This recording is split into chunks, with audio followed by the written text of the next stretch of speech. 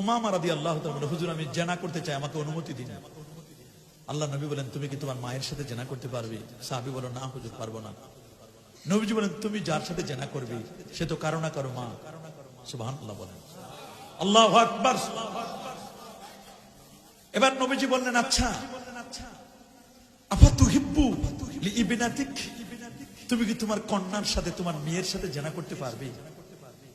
সাহাবী বলল, হুজুর না, আমি আমার মেয়ের সাথে কেমনে জিনা করব? মেয়েকে আদর করি, মেয়েকে কাছে নেই, কোলে নেই, অসম্ভব হুজুর, আমি আমার মেয়ের সাথে কিভাবে জিনা করব? এটি হুজুর করতে পারি না। নবীজি বলেন, তুমি যার সাথে জিনা করতে চাচ্ছ সে তো কারো না কারো কন্যা হবে, কারো না কারো মেয়ে হবে। আচ্ছা বলো তো, তুমি কি তোমার বোনের সাথে জিনা করতে পারবে? সাহাবী বলল, হুজুর না, তা তো কখনো আমি পারবো না। নবীজি বলেন, তুমি যার সাথে জিনা করতে চাচ্ছ সে তো কারো না কারো বোন হবে। আল্লাহু আকবার।